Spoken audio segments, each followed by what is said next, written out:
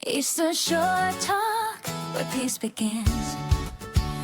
We talk life, love, and what's within. Movies, healing, self-care flow. Real talk, safe space, let it grow. Eastern Shore Talk, where hearts unwind. Sip your peace, speak your mind. Eastern Shore Talk, feel the vibe. It's your moment, come alive.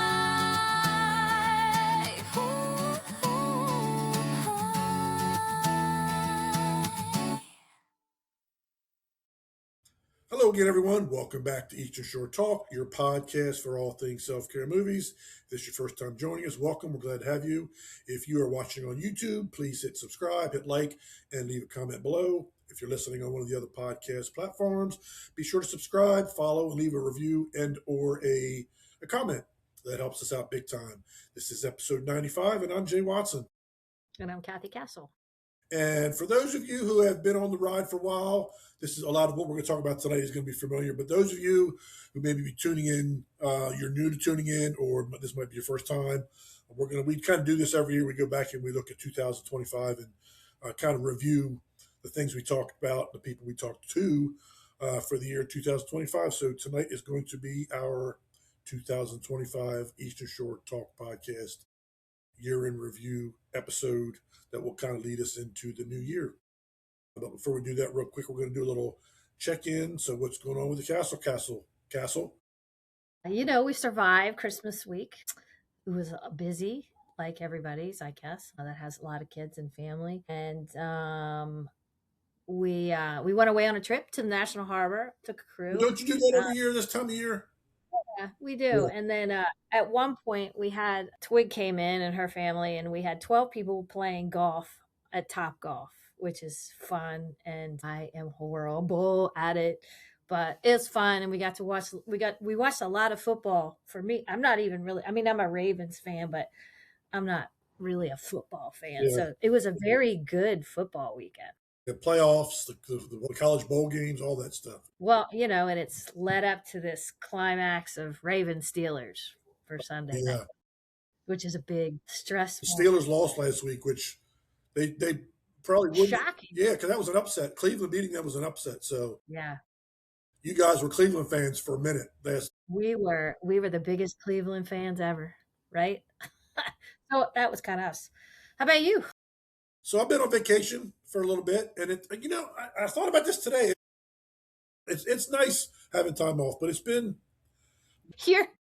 What I do to myself on break is so far different from what you do. Yeah, it's now granted, I've been to the gym twice a day. I run errands. I do a lot of the same things, but I thought about this today. It feels weird, like I'm not a part of the world because I'm on vacation.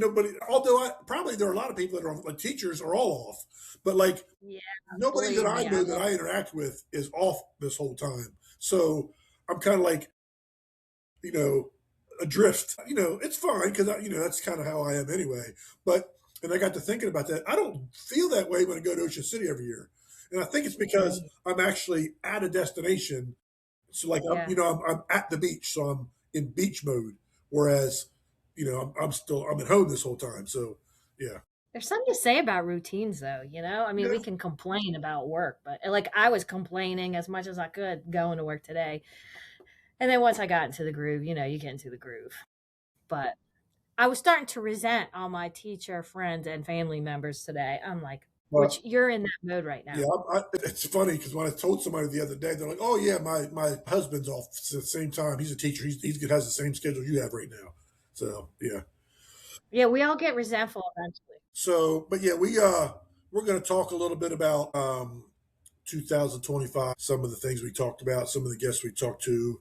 We'll do a little trivia. We'll do a little talk about what we've been watching lately because I have had a chance to watch some new stuff, including Stranger Things, catching up on Stranger Things, which the final episode I keep forgetting is tomorrow night. Tomorrow. Yeah, it turned around quick this time. Last time. Excuse me. It depends on when you're listening to us. Yeah. It's the 3rd. Yeah, last time it was a month between Thanksgiving Eve ones and Christmas Eve. Now it's a week, right. So it just turned around quick. So, Yeah, I thought we'd kind of go back and go over some of the things, especially talk about, you know, how fortunate we were to have some guests join us this past year. And I'm going to kind of go in chronological order. We can kind of talk a little bit about each guest. Well, you've got to have statistics, don't you, before Well, we get into there were 25 guest appearances, but only 24 guests because Chris Moore was on twice. this twice. Roughly, almost half of our episodes had a guest last year, and I like that ratio. That's kind of Yeah, what I thought about, doing the podcast. So that's good. Although coming up here, it's going to be guest heavy, which will be good too. So we got to stay tuned for that. Well, and lots of topics, lots of different topics. Lots of topics. Our very first guest in 2025 was Courtney Moore, which with the what's it called, the Good Grief Collective. So, and she has that website and her project, the Good Grief Collective, and then she has. I wrote this down today. She does her training or her group with the grief recovery method. Yes, just like Janice Ware does. Yeah. Yep. She owns Olympic is it Olympic or Olympia Fitness? Olympia Fitness in Salisbury, and I got to catch back up with Courtney. But she's got a million things she's always involved in. But I do appreciate our guests that are talking about grief because I really believe that we all have grief that is sitting there, right? Sitting there all the time, whether it's and what I've liked about our guests too is how they explain that grief I think we associate grief a lot of times with death. And obviously it is a part of that, but that's very much not the only. It's kind of a myth that that's all grief is. Yeah. So it's good to have our guests like Courtney come in and explain to us the importance of different wellness topics to help navigate through grief, which is obviously painful and different for everybody. And I think it's hard to talk about Courtney without talking about Janice because they both are. She's down the list. So yeah. All right. And I'm sure we'll have Courtney back on again. She's always been very supportive and is not only a friend to us, but a friend of the podcast. So, yeah, I'm sure we'll have her back on at some point. So, the next guest we had on in 2025 was the one and only Mr. Tom Barwick. Yes. And he came on and talked about retirement and self-care during retirement and, how to navigate that whole thing. So that was cool because we had not up to that point, we had not talked about kind of that side of self-care with those who are retired. So it was cool to have your dad come on and yes, it's fun, and we got to have him back. He always asks about us, and he'll watch our clips. We have to have Dad come back. He's fun. He's fun to talk to. So I don't know if I ever asked you this, but like, what was his feedback like afterward? Like how did he feel about being on the podcast? I think he's a little bit like he loves this stuff. He likes the he's not shy, right? So he loves to get in and do something challenging or do something different and talk about whatever. We could probably ask him to talk about a box and a pen, and he could, he's very creative. I was just talking about him before we got on the podcast because he was fixing a leak at my son's house, but how that generation, they just knew how to do things, right? They were the electrician and the plumber and the carpenter, and our generation were like, who are we calling? Because we do not have that skill set. What's the word? What's the word I'm looking for?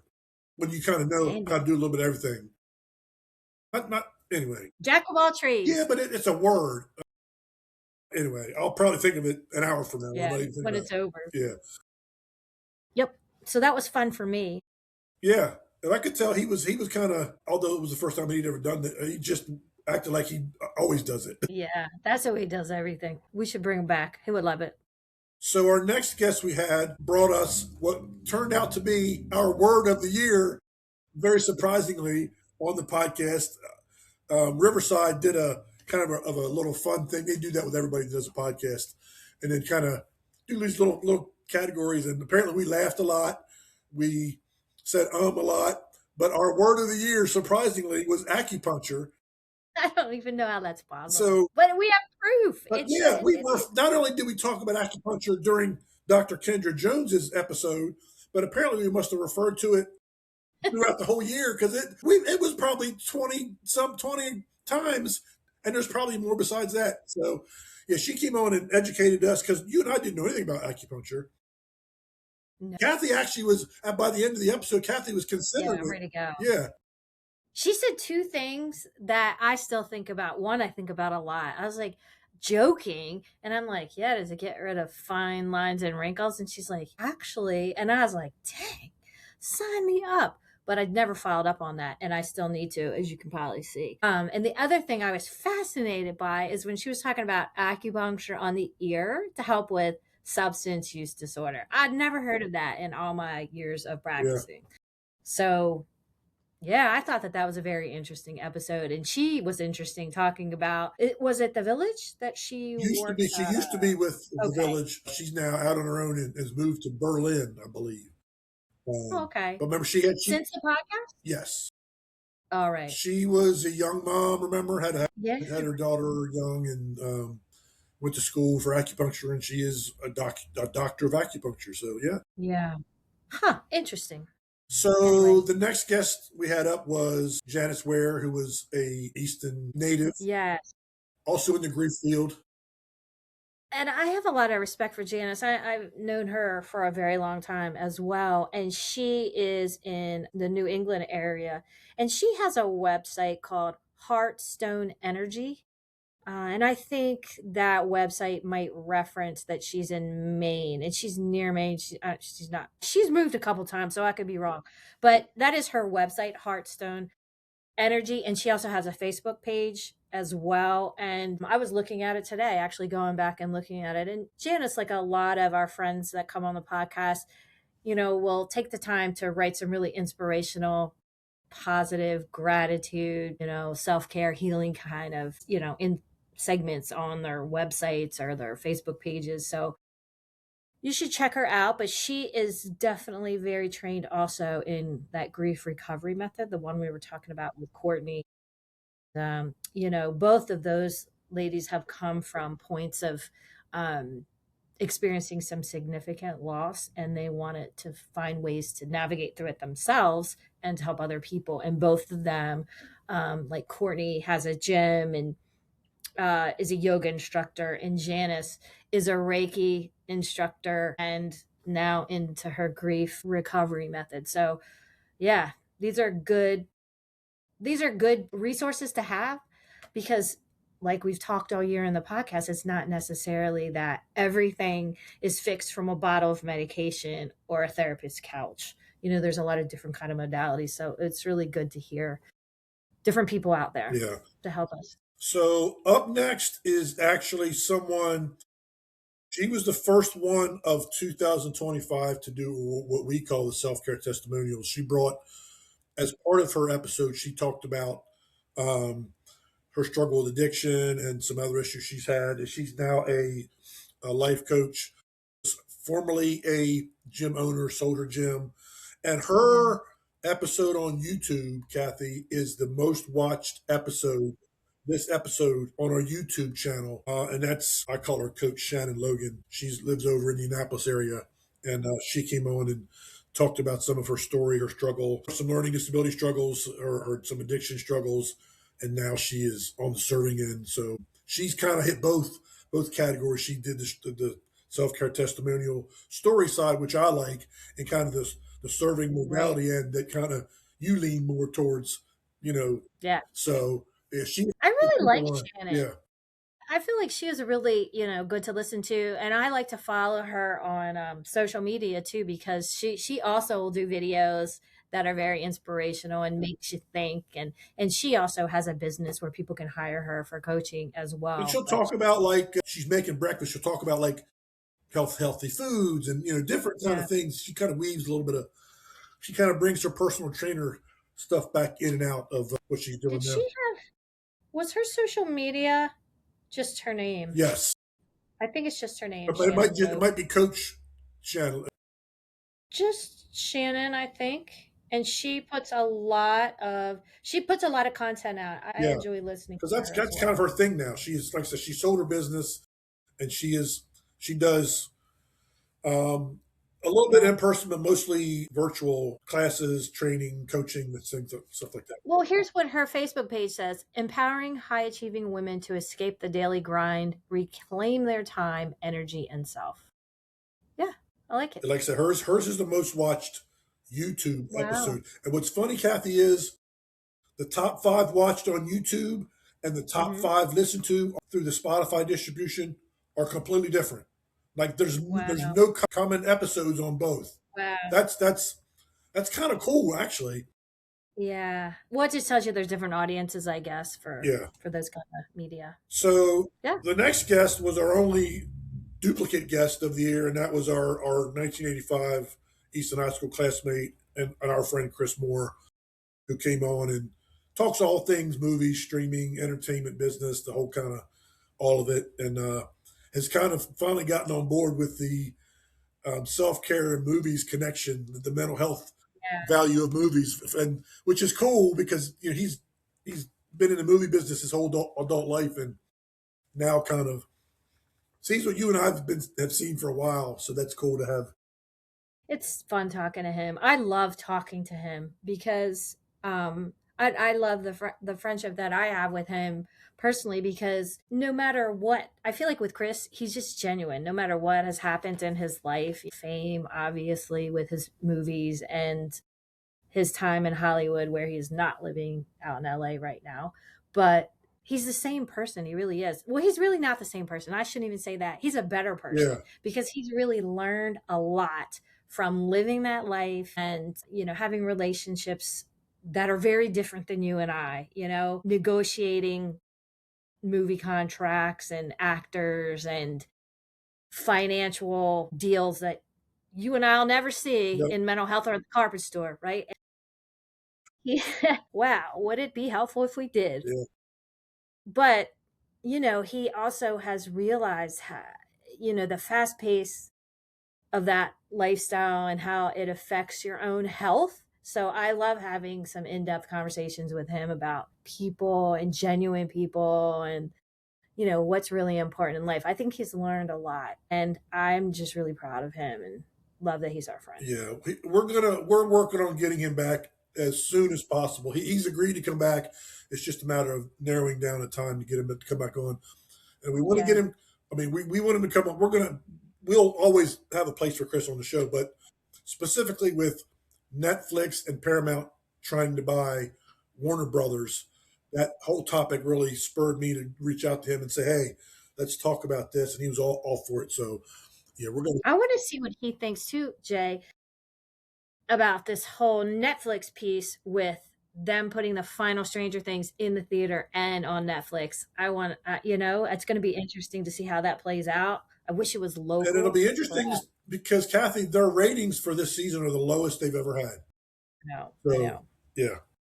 So it'll be interesting to Yeah. see how that goes. So our next guest was a local clinician, Catherine Petzold, who kind of specializes in relationship coaching, couples counseling, that kind of thing. Brings the self care and how to communicate and all that kind of stuff. She's kind of dabbled in different parts of counseling. She's kind of really centered on. She does workshops and classes Yeah. and stuff like that. So she's a local. She is the first person on this list who was at the Self Care Expo that we had this past September because she's local and she came aboard. She came on and talked about relationships and self care and that whole kind of thing. So that was cool to have her on. Her and I could probably have a comedy routine because I am still laughing at her giving an example of a couple session, whether it's made up or true, but it is true in real life. This does happen. Like the argument with the husband and wife or whoever the partners are in the car where somebody's driving and somebody's not. And then her kind of talking through in a nice therapist kind of way where you would say, I'm really upset by how you're driving and I'm worried that, we won't safely get there, whatever. And we should put a side by side because I'm going to say how it really goes in my house and it could be a comedy sketch. Kathy, I got to tell you, when you were just saying that, I can picture you and Marty in the car. And if you were to say, Marty, I really don't appreciate how you're driving. If I was sitting in the back seat, I would crack up because I'm like, where is Cathy? Who stole? Right. Put the fake Cathy in the car? Because that Well, is. first he would look at me and say, do Are you you have a feeling well? fever?" Yeah. Are you Because I drinking? would light him up like a Christmas tree, and he would expect me to light him up like a Christmas tree. So So the next guest we had on, we had Katie Dilly from Midshore Behavioral Health came on and just kind of gave a rundown about what they do, who they are, their role in our local community. So it was good to have Katie on to kind of talk about those things, how they're kind of the hub in a lot of ways for mental health on the Midshore. So what they are is they are a 5 county core service agency, and the title of their company is Midshore Behavioral Health. But in our language of the work we work in mental health, they are the local arm of the Behavioral Health Administration. So behavioral health is the state overarching governing body for substance and mental health, which were combined years ago in the Behavioral Health Administration. So they're the local arm of that.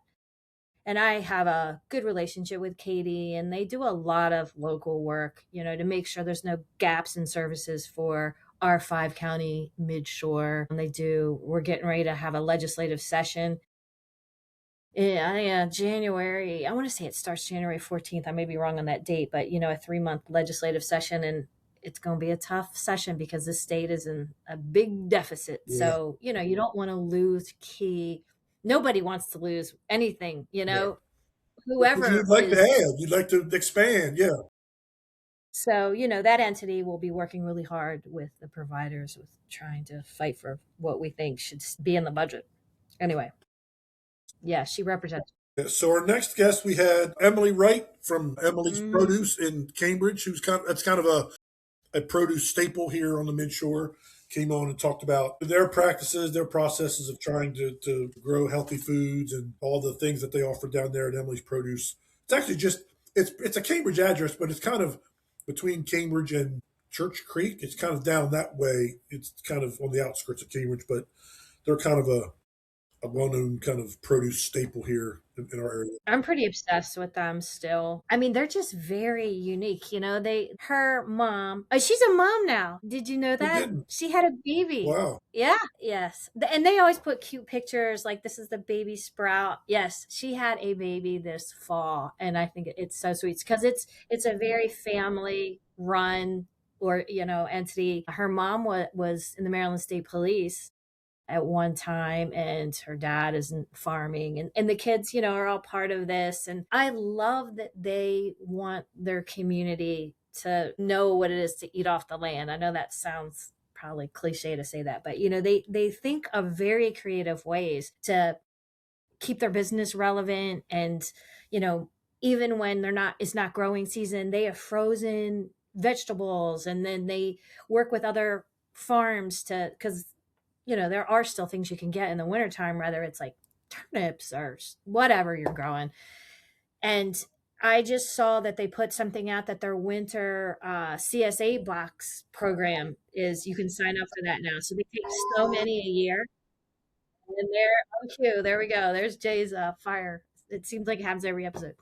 Um, so they have a box program, and it's one box a month. So there'll be 3 boxes. I think it's $300 of nice winter goodies, and they'll put meat in there and yogurt and cheese and stuff they've frozen, and it's just fun. I like to get it. It's like a Christmas Yeah, box. Like, what do I got today to cook? yeah. And they deliver fun. Our next guest was another person that came on and kind of gave their self-care testimonial. This was someone who had been in the first responder arena and had some mental health struggles through doing the first responder thing, and Right. had to like leave for a while and kind of get herself together. And that's Rachel Belcher, who came on and talked about her self-care testimonial and her man, all kind of noises over here on my end today. I'm on vacation, so I'm not as on top of the audio today. So yeah, she came on and since she's been on, Cathy, she has a book out that's actually a Oh, journal/coloring book, and it's called Healing in Color. I think she was talking about that, right? Yep, and like right shortly after she was on the podcast, it was Yeah. released. She's working on another one, but it's a journal that's also a coloring book, so you can have the self care of journaling, You could also have the self care of coloring at the same time. So yeah, she's kind of taken her struggles and some of her first responder experiences. As there's kind of a common theme with a lot of our guests where they had some struggles and now they're a provider or they're serving in some way. She's done it through the book she's put out. So yeah, that was pretty cool conversation. I love when we have our first responder community come on and talk about and bring a spotlight to what they've been through and how they've tried to help their struggles and how they're trying to help others. I love that. I love it. So I want to give a shout out. Jamie McNatt is watching the live stream. Jamie's kind of a new friend that I've discovered on social media. So she's kind of been watching the podcast or listening to the podcast lately. So I want to give a shout out to her real quick. So thanks for watching the live stream, Jamie. And throw us some questions or leave some comments while you're on here. I'm being bad. I'm not watching it right now. So you're going to have to do double duty here, Jay. Yep. So our next guest was someone who had been on in 2024, came back on in 2025. She's since written a second book in the leadership realm, and that's our friend Marnie Stockman, who wrote the book "Lead It Like Lasso." Big Ted Lasso fans like Cathy and I. She came on. I'm sure when the new season comes out, she'll be the first one we'll talk to right after it comes out. So she wrote another book. You know, she has another book out. The title? It's called Blue. Hold on, we're looking it up. We're looking Leadership of You. What is that? I feel bad. It was right on the tip of my tongue. I know. Marty's gonna be like, "Thanks a lot, guys." The business of you. Blue, the business of you. Yes, she has her doctorate in leadership, so she goes around and she does a lot in the school systems where she'll talk to students or staff and things like that. Yeah. She's incredible. I'm just looking at her. I'm looking at her Facebook page, and she was saying in November, 45,000 copies later of the Lead It Like Lasso book that you can buy, by the way, on Amazon. Yeah, Cathy and I both have a copy. Yeah, we both bought them. And she has a podcast, a Lead It Like Lasso podcast. Yeah, she's just wonderful. She's actually coming for me to do a leadership piece for Short Leadership, a program I'm involved in, and she's going to do a little hour and a half condensed version of a session that she would teach. And then I'm hoping to have her back later in the spring that would be open to the public for a paid fee to come in to listen to her do a half day leadership session on her Lead It Like Lasso. She's so good. Yeah. Love Marn. So our next guest was someone who I discovered through meeting at the gym, also brought a self-care testimonial. Yes. And this person made us cry. Made both us cry. That's the biggest crying episode. And I tell you, this person's one of the most inspiring people that I've ever met in my life, because I see him almost every time I'm at the gym. And his name is Colin Potts. Follow him on social media. A lot of influence. Is it making you tearful already? Like I like Colin a lot. He's one of my favorite people. He's a newly found friend. He's an amputee, but he's also been through some other stuff with some loss in his family. He told us the story one after the other, after the other, after the other. It seemed like every time Colin would kind of start to figure out something else would happen. A lot of loss in his life. And again, and I tell you, Cathy, I watch him when I'm in the gym, and he does stuff as an amputee that I'm not afraid to say that I can't do. It's just the most amazing thing. I'm not surprised. And he's one of the most happy, cheerful, positive, helpful guys. Like I said, he's a newfound friend. He's just one of my favorite people. I love seeing him at the gym. He just makes my day when I see him. I mean, he's got a reason to be a really grouchy person, and he's not at all. Yeah. He's one of the most positive people ever. And he outreaches. He'll even outreach to me and say, "Been thinking about you. Let's grab lunch." He's just a nice person. Yeah. He's another one that was participated in the self-care expo. We're glad to have him. We should have him back for a little pep. All these people always have a spot to come back. All of them. So we like everybody. Yep. The next person we had was actually Cathy and I each have a connection to, and this person reached out to me, and this is someone I've watched grow up since she was 6 years old, and She's late 20s, mid to late 20s now, and she reached out to me and said, Jay, I'd really like to come on and talk about my experiences with anxiety that I've had in my life. I love that she did that on her own accord. I didn't ask her. She asked me to come on. Love that. Love anybody who wants to tell a story. As you know, Cathy, I'm all about the story. I'm trying. But for a Trying. young person to want to do that on our podcast is, I love that. And that's Leah Wilkins. So yeah, we appreciate that. She's going to come back at some point because we really just kind of scratched the surface with her. So Hmm. looking forward to that. And we kind of went through a kind of a pocket here where we had a lot of self care testimonial people on. We really did. So the next person we had on again, Kathy and I each Yeah. had a connection to that we weren't aware we each had a connection to, and The second time that happened to yeah, us. and that's Allison Byer, and she came on. She had posted something about the passing of her father, who her father had been married to my mother at one point, so there's that connection. So I had a personal connection, and she came on and talked about navigating the grief and the things she does for self care. And I gotta say, going back to talking about how Shannon was the number one watched episode on the YouTube channel, Allison's is number two and Leah's is number three on all of the 90 some episodes on YouTube. So it's the ones where people are talking about their struggle that Yeah. is their common thing there, Kathy. I love that. And Yeah. Allison, Huh. is she still working with you?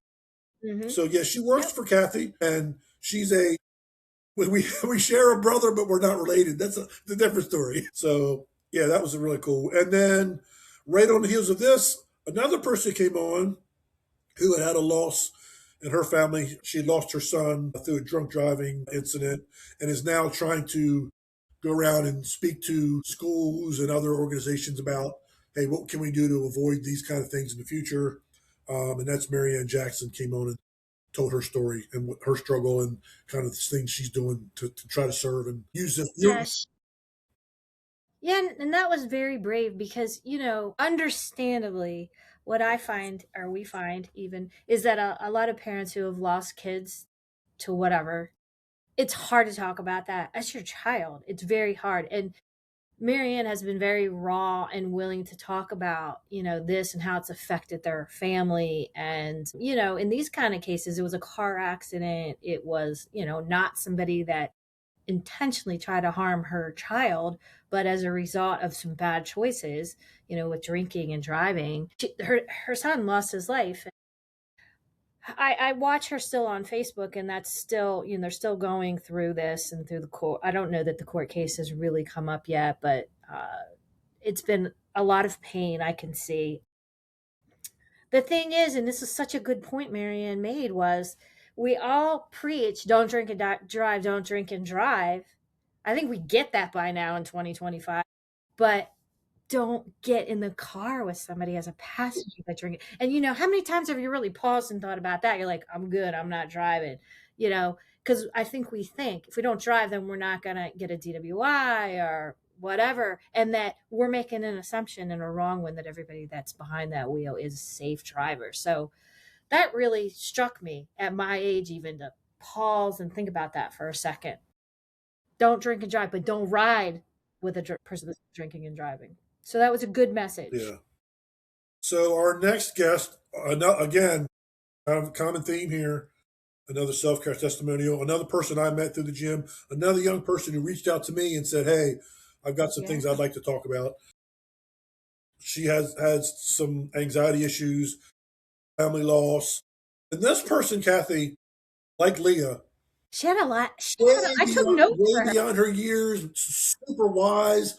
I'm like and I'd spoken with her a little bit previously at the gym, and talking about what we do on the podcast, and so I knew she was well spoken. That, but like the insight and the self awareness and the Right? just for someone who is admitting that she had struggled, had the best attitude and just had the right mind frame, and that's Sarah Isan came on.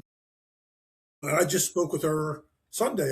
But yeah. She's working, and she's going to come back on at some point. Yeah, you're right that these young people, I mean, give them a lot of credit. They're doing the hard work. They're putting the work in. And like you said, they're becoming very self aware, able to talk about it and tell their story and heal. And it's really exciting to watch that because maybe we are at a point in time in society where it's okay. People are feeling more comfortable talking and sharing with other people. And I don't know if it's because we have situations like this where we have virtual platforms and ways to push things out that maybe it's becoming more comfortable, but whatever the reason is, it's good to hear these Yeah, stories. that's one of the things, Kathy, that I'm super super proud of with the podcast. It's kind of there have been so many surprising things and light bulbs that have gone Yeah. off for both of us during the whole process of doing this Mhm. podcast. You know, one of our goals all along was, hey, we're going to normalize some conversations around things that most people Right. are uncomfortable talking about, and to have for the podcast for like Leah and Sarah, both young people, for the podcast to have been around long enough to have become a legitimate thing where they both reached out to me and said, "Hey, I'd like to come on and talk about what's going on in my life," and Yeah. that's so cool, man. I could do stories all along. Now, yeah, there's just more. There's so much more to it than that, but just something about when Yeah. someone comes on and is vulnerable and says, "I struggled with X, Y, and Z, but here's what I'm doing now to navigate." You're not alone. That's another big thing that we love that the podcast hopefully does is whoever's listening or watching, and here's these people that are they're talking about their story. Whether they go through the same thing or not, have them realize, wow, I don't in this moment that I'm listening to this, I don't feel so alone, and it's nice to know that you know that somebody else gets it, whether they ever actually talk to that person or not. They've heard their story. It makes a difference. It makes a big difference. Yeah, and we want this podcast to be where people can have those conversations and Yes. feel like we're all friends and let's just talk about this, support each other, and say what we're doing that has helped us and maybe will Yeah. help somebody So if else. you got a story, I'm your story guy. Come find me on social media, private message me. He's booking. He's our booking We'll talk agent. about your story. Next one that came on, another self care testimonial. Yeah. This young man had gone through, and is still to some degree going through, a battle with testicular cancer. And that's Andrew Dorbin. Andrew kind of reached out through his mom, through Cathy, and kind of connected his mom had watched the podcast and said, "Hey, my son, has a story he'd like to talk about." And now And Andrew's she's Andrew's paying it forward, trying to bring awareness to testicular cancer. So it was great for Andrew to come on and join us. well, Andrew's mom, Amy Stewart, she's amazing, and a lot of people know her in the community. She's such a sweet person, and she's a storyteller. And she's creative. She's an artist in a way herself because she's a writer. So she loves to take people's stories and tell them.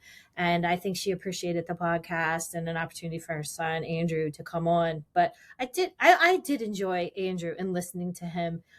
He had a scary story. Helped us understand that I can't even say it. Testicular cancer is not something that people are talking about, right? I mean, we talk about breast cancer, mammograms, what do you get? Colonoscopy. Colonoscopy, but we don't talk about screenings for testicular cancer. And he was bringing up such a great point. These could be things that could be talked about, with males in youth sports, in high school sports or whatever. And we're not really doing that. And if caught early, like most things, it's just a good outcome. So, but if you wanted to find more, his website is Wayfinders THF. So Wayfinders was a name that kind of came to him about this because finding your way, Wayfinders, and testicular health fund. So Wayfinders THF. So he has a website, talks about his story, the people that are supporting his fund, including his mom. You can read a little bit about Amy on there, and they have an annual.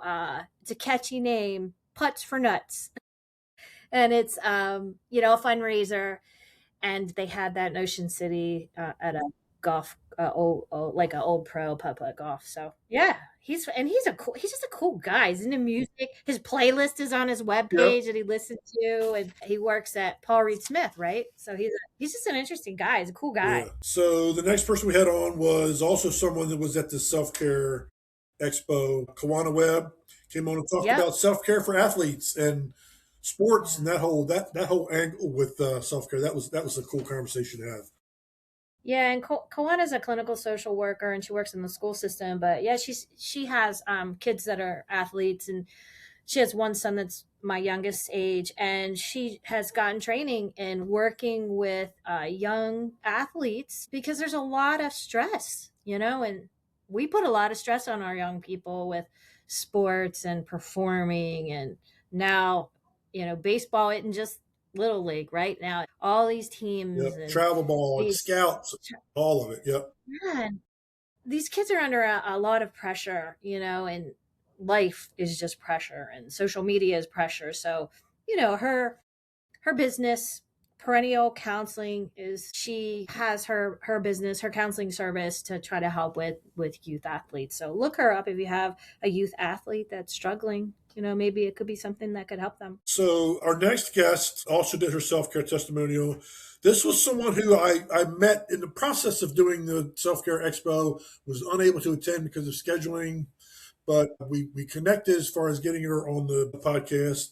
And that's Dr. Liz Dubois, although she's now gotten married since she's been Yeah. she so it's now Dr. Liz Erskine came on and talked about her navigating bipolar, some Yeah. struggles she had in the past. She talked about her experiences working for Disney, working for iHeartRadio, and some things she does as far as self care in corporate America, as far as making sure that both leadership and employees are kind of on the same page with mental health, keeping on top of their mental health, because that kind of helps. There's a positive outcome for everybody involved, the company and the person, and so she kind of really emphasizes the mental health and self care in the workplace, in the corporate world. So that was good to have Dr. Liz on. Oh yeah. So our next guest was referred to us by Marty Stockman, who's a good friend of We've mine. got a couple referred by Marty. Yeah, and this person talked about the transition from being a U.S. Marine then into civilian life, and the struggles and difficulty navigating that, and kind of the self care angle to that.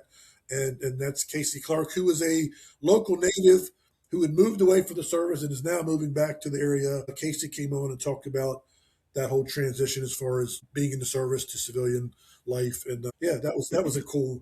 We try to hit as many aspects and angles of self care as we can, and there's still so many to do. But this was a different kind of approach to how people, not just in her case, it was service to civilian life, but there's transitions from into retirement, like your dad talked about, and you go through divorce, or maybe you're going to be an empty nester, or career change, or what any kind of drastic change in your life.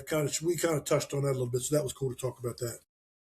One thing I really made me think really hard after listening to Casey, and I really enjoyed her, and I've had other conversations with her after the podcast. Jay and I are just making friends all over the place, and we love it. But when I was talking to her, I've had staff work for me for a long time, and it really dawned on me where she said when someone's coming out of the military and they're going back into the workforce in civilian life, it can be really kind of shocking because It's a different I don't want to approach. be shame. I don't want to be shaming people, but the workforce has gotten a little different over the years. So, she's saying the way they're trained in the military is, Yep. it's pretty, It's and efficient, and it's you get it. organized, and it's laser focused. Yes. And I've seen this at Channel Marker where we've had some staff come into workforce for us, and I love the military people that want to come work for Channel Marker. Please look us up if you want to. But anyway, they tend to like some of those residential positions that we have. But I can see where they've struggled with such structured environment, and they might come in and things are a little different. And then she even said she has expectations that you're also my coworker. You're going to do your job. And then when somebody doesn't have that same attitude, that could be a little hard for them because they've been taught very differently. So it hit me different when she said it. And I think anytime I have somebody who come work for us that has been in the military, I'm going to probably think about her and what she said. Yeah. I mean, look, we all want to, especially if you're a business owner or you run an organization like Cathy does, where yes, you want qualified people to work with you, but if you can, and this is another reason why, take a look at those former military folks. because they just you're probably not ever going to have to worry about them being dependable and doing the job. Late. Yeah, I mean, it's a different animal. Not to say that they're all perfect. Not to say that there aren't people that are civilians that don't have those qualities, because there are. I just want to be clear about that. But, yeah, if you're in a situation where you can at least interview a veteran, you won't even if but you don't get anything out of it other than the fact of you see a whole different approach to someone's willingness to come work for your organization because they're a veteran. You'll have a different mindset as a leader from that point on. So yeah, Yeah. The military's already done some good training for you yeah, already. yeah. They've kind of vetted that person in a lot of ways that you don't have to worry about it. Yeah. So our next guest was someone that I've known for a little while, and who was a parenting coach. Again, someone who gave their self care testimonials, has gone through some struggles in their own life, was very open about. She sees a counselor regularly, that kind of thing. And that's Emily Ray. Came on just a few weeks ago, talked about the importance of parents taking care of themselves with self care in order to be the best parent that they can be. And we've kind of touched on that in a general sense, Kathy, that you know the better we are, the better we are in all the roles we have in our life, whether it's parent or Right. spouse or whatever our role is.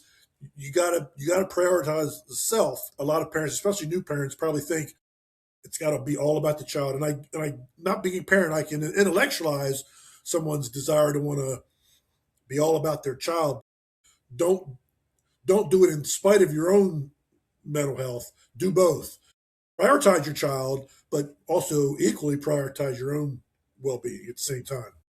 Well, it's a hard job and there's no manual for marriage or parenting. So, you're learning as you go.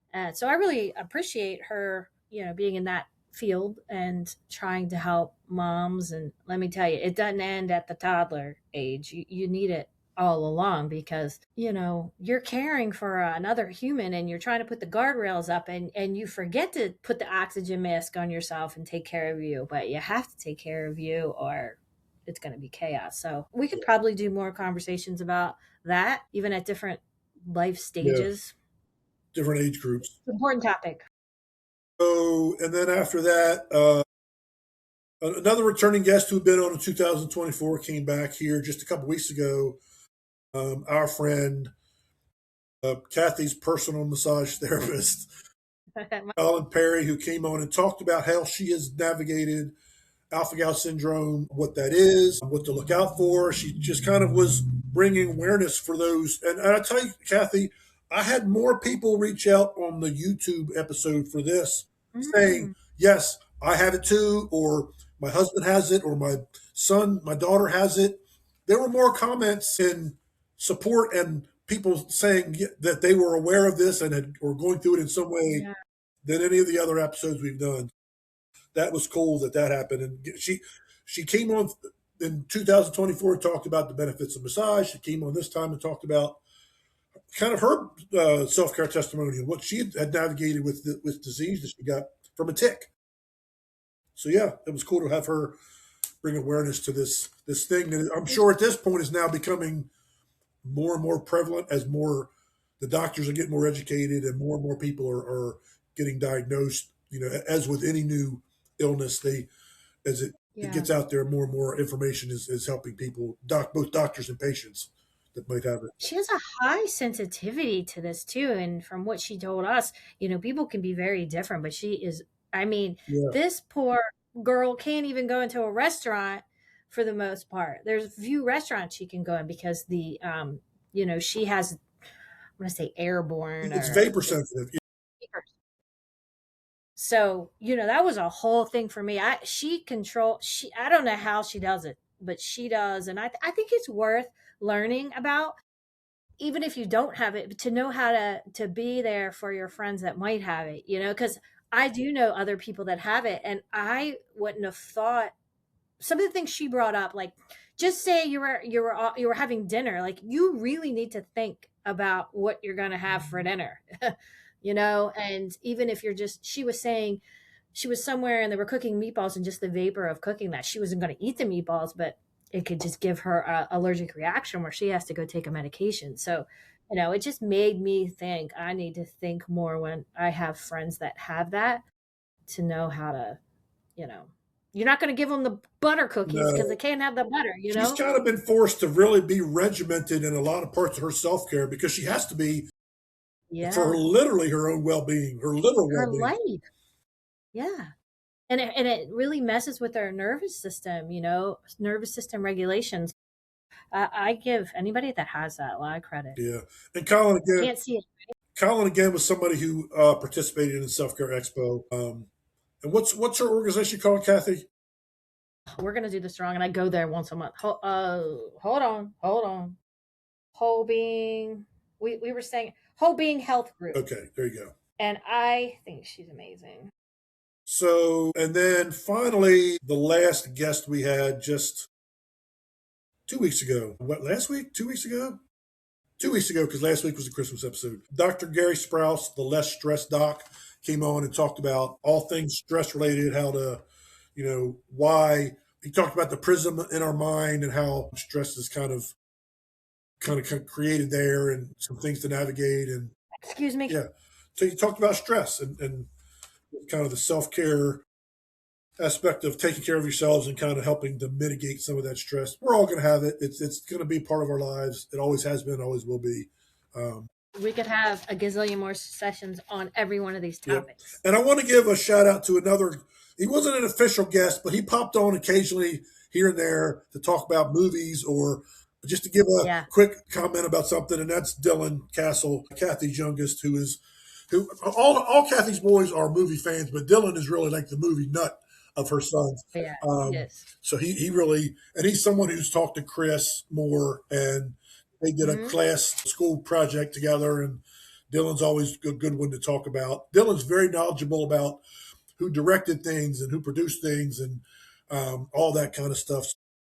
Yeah, it's always fun to talk about Dylan about movies because and Dylan's kind of an old soul when it comes to movies. He likes He movies is. that are older that you wouldn't think he would like at his age, but he does. Although he doesn't really have a And choice because his parents are '80s kids, so he's going to have to. he's so fun to watch things Yeah, with too. And we can have such great conversations, where Dylan is we're not going just back and like forth. everybody watches to be entertained by movies, but Dylan is deeper about like taking in a movie, which I find so cool. I was probably the same way at that age because they just meant something more to me beyond I'm going to be entertained for these 2 hours. It's just yeah. So I just wanted to Well, give it. he did a project in one of his English classes, I think, about, you had to debate who whatever, DC versus Yes. Marvel, which is a better entity or Yep. whatever.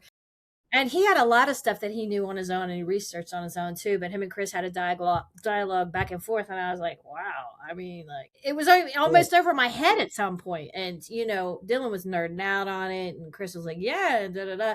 And it was a really well written paper, and we could totally have a podcast about it because it was very interesting when I read it. Has he ever thought about that as a career path? Something in the.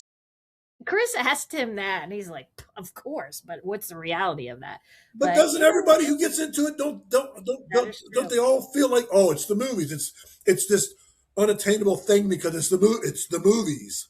But it's not like Yeah, we're saying he's going to be like Oscar winning right. director right off the bat. But get in at some way that's both Yeah. so he can make a living, but also that where he's enjoying himself.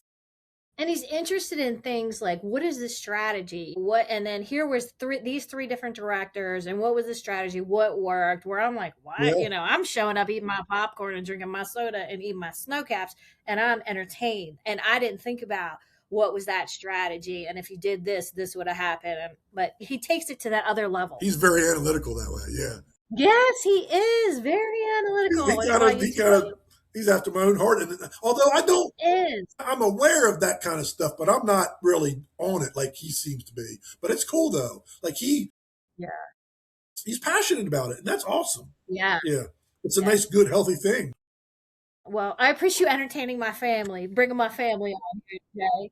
So, all right, before we switch gears and do our trivia question, Kathy, we're going to do what we did. We forgot Marty. We can't leave Marty out. Marty came on a Christmas Marty's episode. kind of like he's like an He doesn't honorary really. cast member.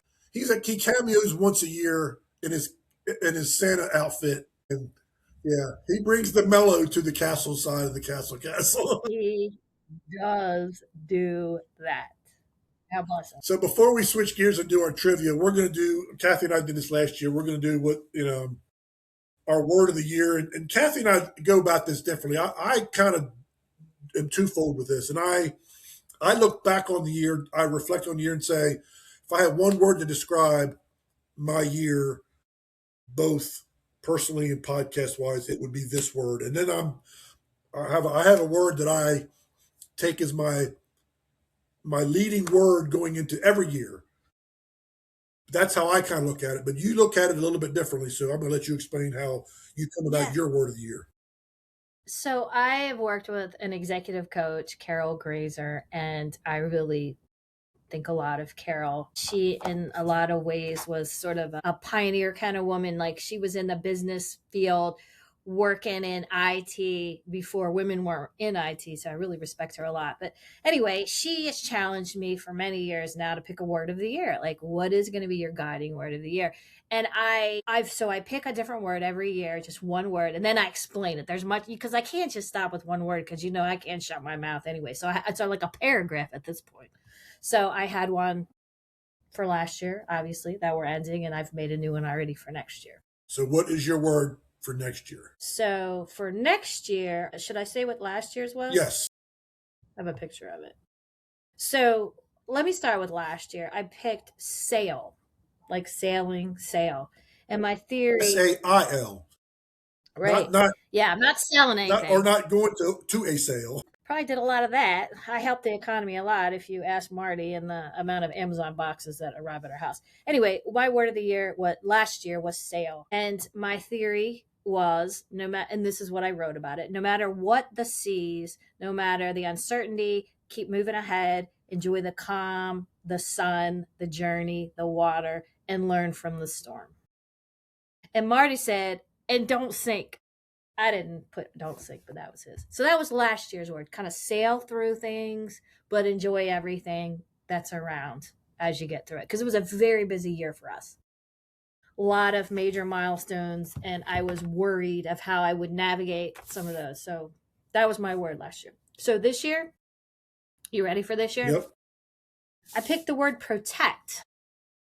And the reason I want the word protect is I want to really purposely protect my time, my energy, my mind, have clear boundaries, use good self care and self regulation to amplify my leadership and impact while also protecting me. So, safeguard and move forward at the same time. So, protect's my word that I'm going to try to aim for. So it's interesting. So a couple things. When you said sail for last year, here's kind of a not related but is related thing. So one of the trending songs on TikTok for whatever reason is "Sailing" by Christopher Cross.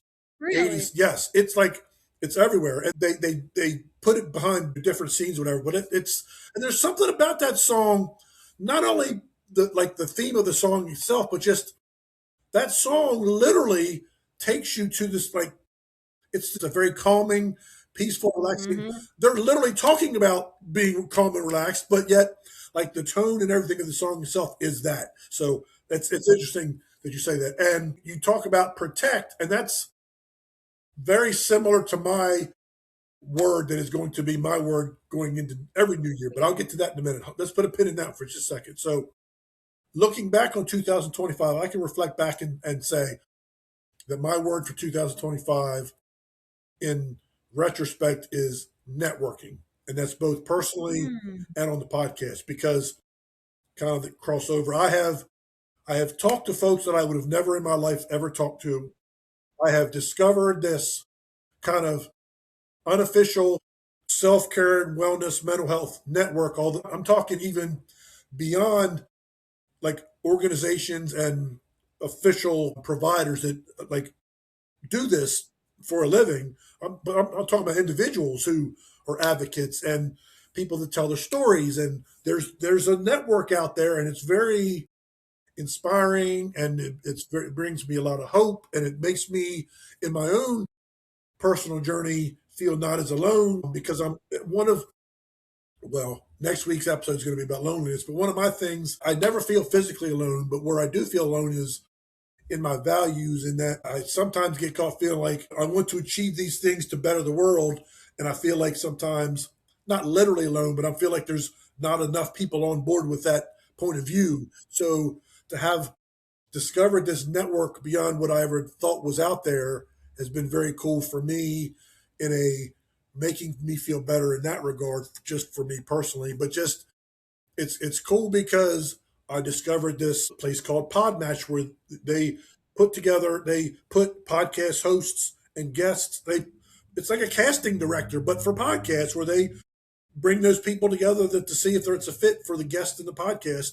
And I was on the phone with somebody from New Zealand the other day, and it's 18 hours. It's 18 hours tomorrow ahead tomorrow in New Zealand. So, and that person's coming on in January to talk about their journey, and we're going to talk about how mental health is different in New Zealand versus in the United States. And so, it's just really cool how there's this entity out there, this people that are like-minded in a lot of ways, and some of them, again, do. Yeah, but think about what you've learned this year. You've learned a lot. I've learned a lot about a lot, but I've learned a lot, Kathy. I've learned a lot about myself. I learned that I have capabilities and parts of me that have always been in there that I never really tapped into for my own trauma issues. So, I mean, look, I think you said this a few weeks ago, and it stuck to me. You said, this is something I never knew I wanted to do, that I've always wanted to do, and I didn't know I wanted to do it. Yeah. So, And it makes me every week revisit what I yeah, need to do. It makes it's like a, like when you were taking a test in high school, and right before the test, the teacher would say, all right, let's do a review. Let's review the material. You're like, each Tuesday, it's like reminding each of us to stay on top of whatever our self care is. And these guests that come on saying, here's how I'm doing it. This is what I went through. And it gives us perspective. And it's just, I know, speaking for myself, and this is probably true for you too, some growth that we both have had that we right. would not have had we not done this podcast. And it's the most for me. You do this every day because it's you've done it your whole adult life, but it's the most rewarding and fulfilling thing I've ever done in my life. And I would have never imagined having gotten this specific route where I'm talking and talking and talking. Let me talk to someone in New Zealand, and let me talk to someone in Texas, and let me, the person that didn't want to talk is now searching for people to talk to about important things. And you do a good job at it. You know how to speak it. You know how to do it. Well, I tell you, like with any of us, when we record our voice, we're like, that's my voice. And, we're very sensitive about that. And I go back and I look at the first couple episodes where I'm by myself talking on my phone, no video, and they're bad, but it's so charming because I'm like, Eastern Shore Talk is not that now. I'm proud to say, it's a legit thing. Like, it's a presentable thing. The presentation and the guests have expanded, and we're literally going to be taking it worldwide as far as outreach with guests New and stuff. country. Yeah, so that's cool for 2026. That's kind of, we're expanding in that way. So, it's been cool. I get so excited every Tuesday. I get butterflies and I get anxious right before because I'm always afraid that I'm going to mess up the intro. I'm like, it's the same thing I say every week. The only thing that changes is the episode number, but I'm always afraid I'm going to fumble the words. But when I think about it, I'm like, so what if I do? Because You started we've again. laughed, we laugh, we cry, we do whatever. I don't edit the content. I just edit the intro and the outro. That's all I do. Mhm. We just passed our 80,000th play last week, so we're almost to 100. We're almost to 100 episodes, and only 7% of podcasts ever make it to 100 episodes for various reasons. So, but my word going into 2026 is very similar to yours, and I'll explain why. And this is going to be my word going into every year.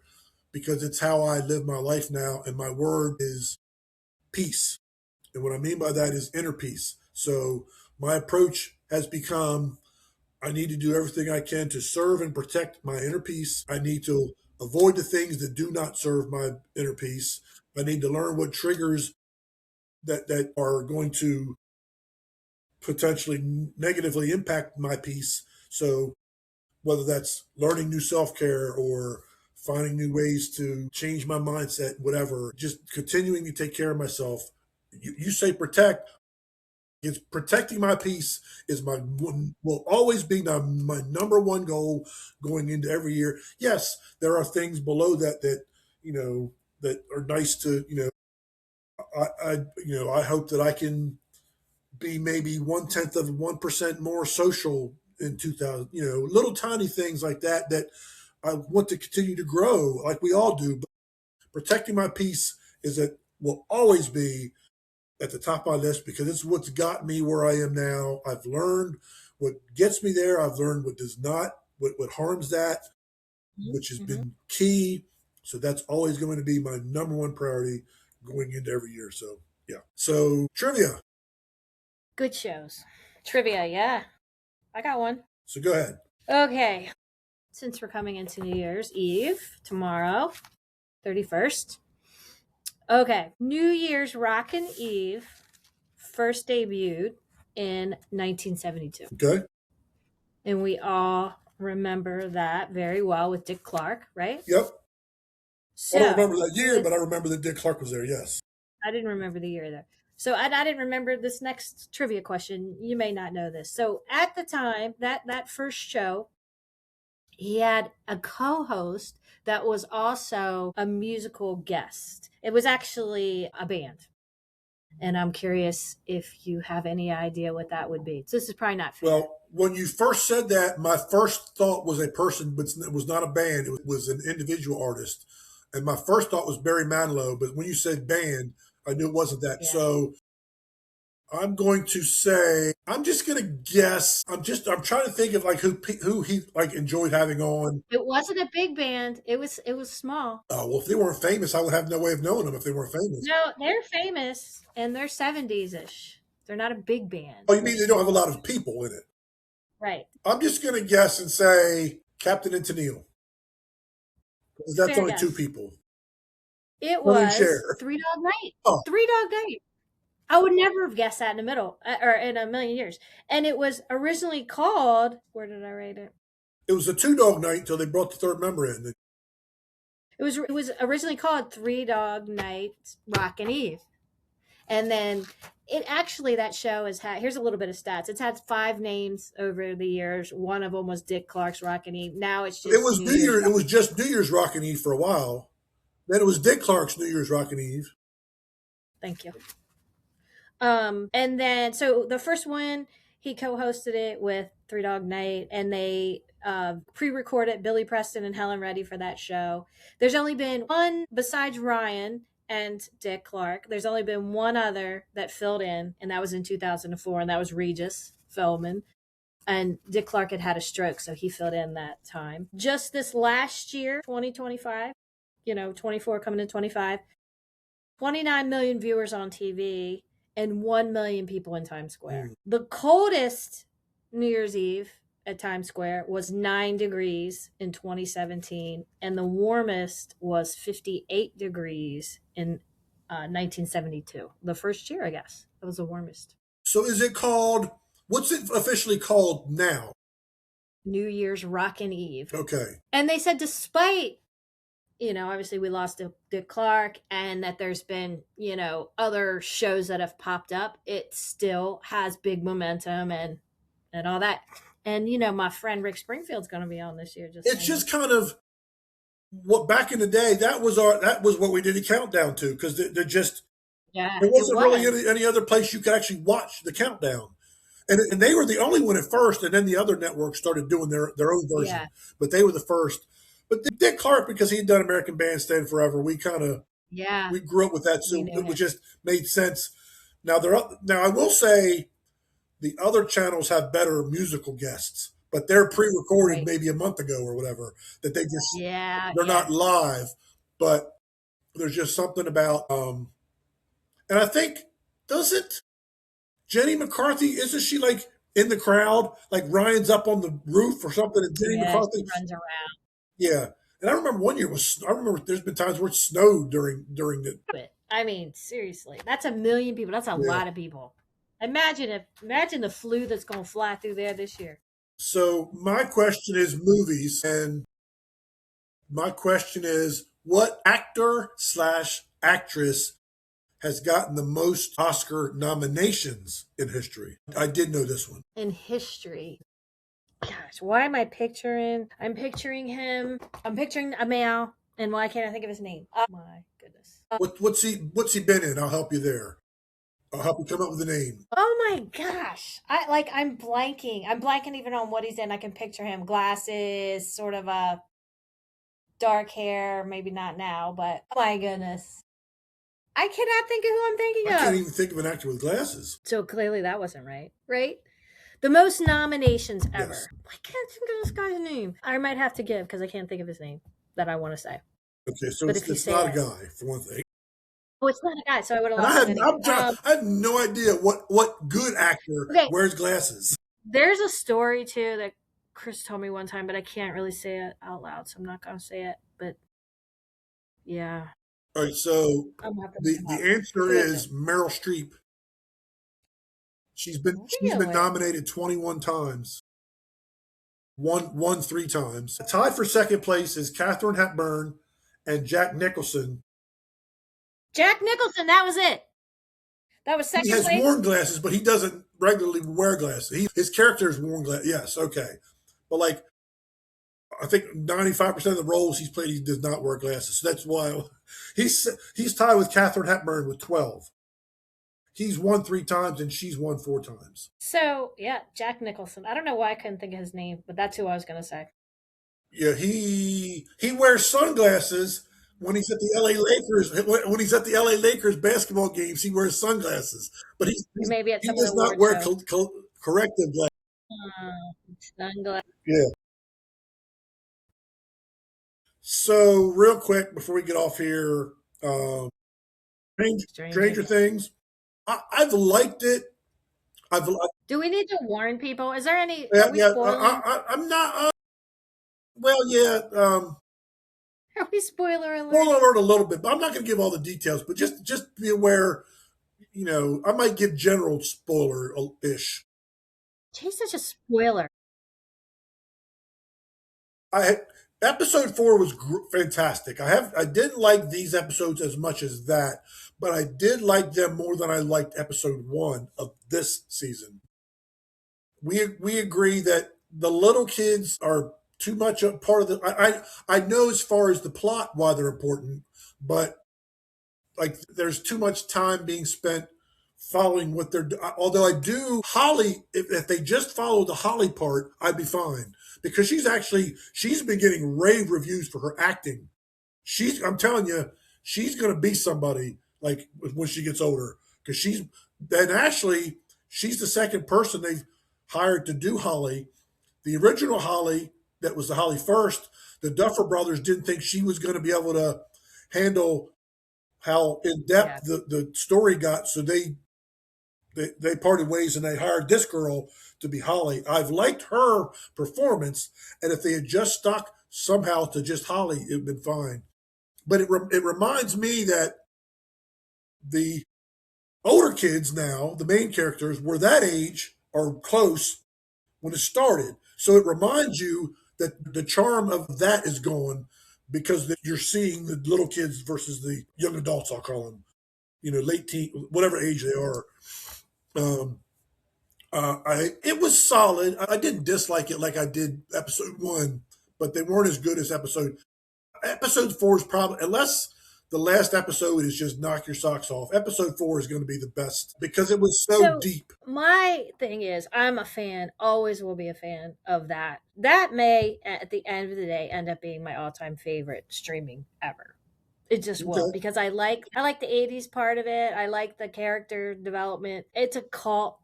It's a favorite, right? It's just pop culture. I love it. But honestly, so it's been this will be 3 drops. So the first drop, I was like, okay, yeah, all right, I'm with it. They've aged. I'm okay with that. We're getting a little backstory. The second drop, we were underwhelmed in this house because we watch it in a group. We were underwhelmed, and I felt this is the first time I've ever had negative things to say. I felt like they put too much attention on the not original characters, and maybe it's for a reason, but I'm like, come on, man, I want my hero. Where's my Luke Skywalker? Where's my Princess Leia? I need them. Well, that's So Luke Skywalker showed up in episode 4. That's why episode 4 was so that's good. right. That's right. But I missed because I'm so attached to those other characters. Like I want more of Dustin and Steve. I need them. I love them. I'm tired of Nancy and Jonathan. Like, okay already. So there's some things I'm like, I need Hop back. I need them. So I'm hoping that this final one is. And then I was so afraid somebody's gonna die every 5 seconds. I'm like, who's died? If they kill that person, I'm not gonna be well. And it's Christmas. What am I gonna do?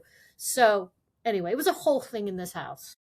And it's been fun to watch it as a family and all the hype. And then we're arguing about it, or we're like, can you believe this? So it's been really a fun family thing for us. Well, I noticed that Millie Bobby Brown is not really the lead.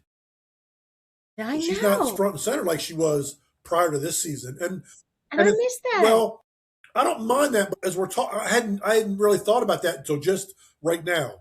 When you're Yeah. talking, She wasn't. I will say there's 2 scenes. The scene when Max, which is done by Sadie Sink, and she is going to end up being She's a good she's actress. going to end up being the one that goes on to has the biggest career because Melly Bobby Brown does not want to have a She doesn't want to do it. no. Yeah. She just wants to kind of pop in from time to time, to have fun and do her little and that's okay. And we all want Steve Harrington to be See, something. I don't know if he's. if you were to ask the male like fans, Steve is. I mean, it doesn't really.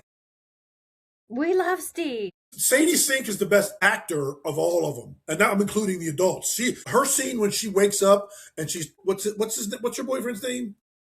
Lucas. Lucas, and Lucas is she's like, I didn't need the song all along. It was just you. And that's the other thing. Where's the music at this season? There's no music at all. Like nothing. Hmm. Come on, Yeah, that's what made it. this so this last one, I'm oh my gosh, I'm not gonna watch it on New Year's, and it's gonna I don't know what we're gonna do. Like, what are we supposed to do? We're supposed to wake up on New Year's Day and we're gonna watch it like 9 o'clock in the morning. I don't know what we're gonna do because we're used to watching things at night. I don't know what to do. I wish But they released it in on New Year's Day. episode, I guess it would have been 7, where when Sadie when Max wakes up, I love that scene, and when Will finally comes out, he gets all his friends together and he comes out to them, like what what like the meaning behind those scenes was fantastic. I love that, and you know just how I love when there's redemption in a character. In other words, Will's whole thing was, "Hey, I'm being treated like I'm not good enough. Hey, you stay behind to keep you safe." As if he were too fragile.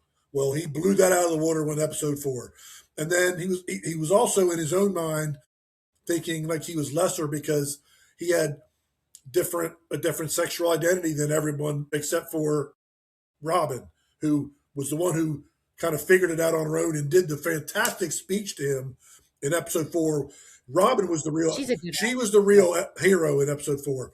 So Will finally comes out to his friends, and they're all just like cool, and they all were Okay. very like I love that he was accepted all along, but in his own mind he didn't realize it. Yeah. For them Which is the way it is a lot of times, for right? them to outwardly give him their acceptance, it was like you could just tell how it not only was it good for him, but it just brought the group even more bound together. They're bound together by this "let's save the world" thing. Well, here's my I thing. don't like how the plot got so Yeah. sciencey with Yeah, me the too. Yeah. I don't. Then look, I love space stuff and Star Trek where there's wormholes all the time. It fits there because it's outer Yeah. space stuff. This is, I mean, Yeah. I got it. But here's the thing too, it's like we all know we've had these characters for a long time in our lives. We're going to have to say goodbye. So I was disappointed that like you could have we either needed another show or two in there or we needed to condense some of the stuff that's been going on. Like we didn't need all 12 kids at the house and all that. Like I know that I got to say goodbye to these characters. So I wanted more time with them. Well, apparently, from That's what everything that's been talked about by everybody involved with the movie, there's going to be things that are going to happen in this last one that no one sees coming, whether that's people that are killed off or the events of the what happens itself, or it's just going to be shocking. I like that. I like as long as it makes sense. Yeah, there's a certain satisfaction with figuring a mystery out before they reveal the answer. But there's also like I never saw that coming, and that's cool too. But it sounds like that's going it to has to happen. make sense. It can't just be we're going to shock Yeah. you for the sake of shocking you. If I'm shocked, then I'm like, oh, I didn't see that coming, but I understand it. I love that. But I don't want a Seinfeld ending. I hated that. Do you remember that? When Seinfeld ended, I they were like all in this wasn't jail really a cell. Seinfeld fan because I hated Kramer. I could not stand. I like Kramer.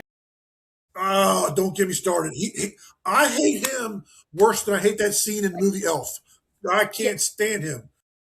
If somebody Oh busts my into god. my apartment like that, I don't even really know, just walks in, like and just acting like a jackass and just busts into my apartment.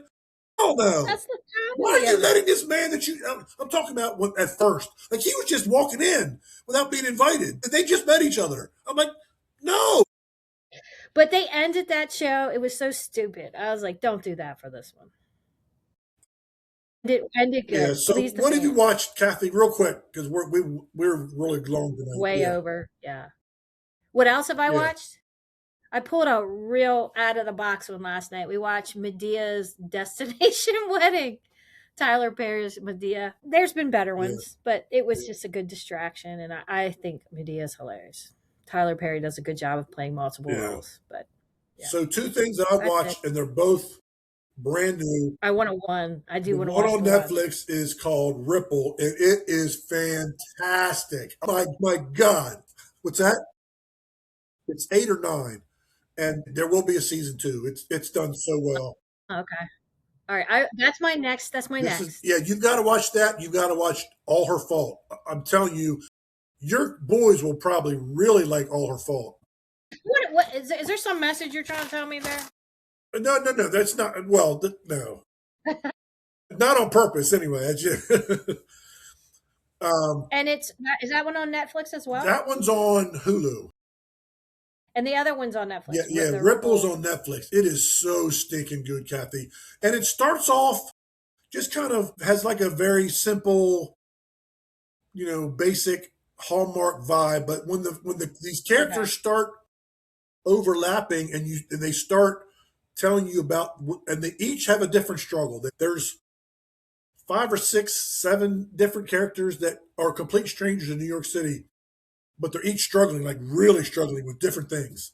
But they all just randomly connect and they end up with this group together just by chance. And like oh my gosh, I don't want to give it. There's so many. I couldn't stop watching it. I Wow. was Did you watch them Kathy. all? It's very rare that I will literally talk out loud to the TV when I'm watching something, even good stuff. Like I didn't talk out loud to Ted Lasso. Don't talk out loud. But there were several times when I sat up and I was talking out loud, rooting these characters on when they were about to make like a poor That's decision. funny. It's so good. And another one, this was on Peacock. It's called the Copenhagen Test. So it's really good. Your sons, I'm telling you, will love this. It's very like spy, CIA, that kind of thing, but it has a really neat, different twist to it. The guy that played Simu Liu, who played Shang-Chi in the Marvel movie, Shang-Chi and the Yeah. Ten Rings, he's the main character. Oh, it's so like it's very like mystery, trying to figure out who Mhm. really is the bad guy. Just a lot of spy stuff. It's so good. Your boys will love that one. Both those two. Ripple, Giving us Ripple is some my good big stuff. new like recommendation. Okay. It's so heartfelt and like human and just it's like if you'll feel all the feels, you'll laugh, you'll get emotional, you're like yes, yes, Wow. it's Okay. oh my gosh.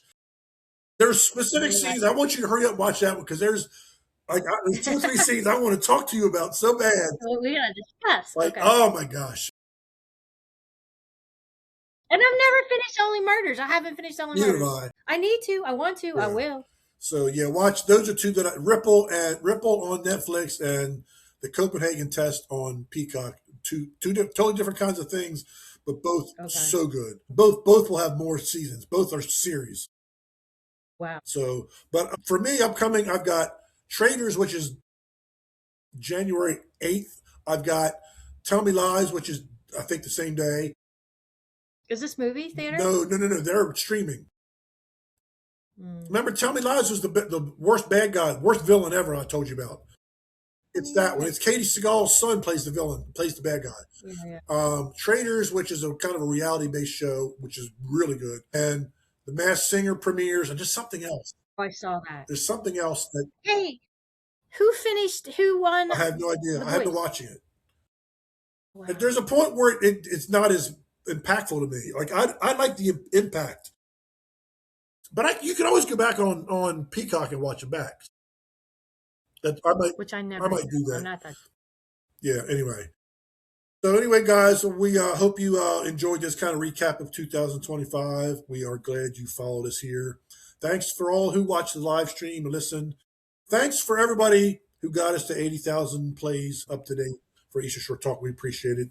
We can't do it without you guys.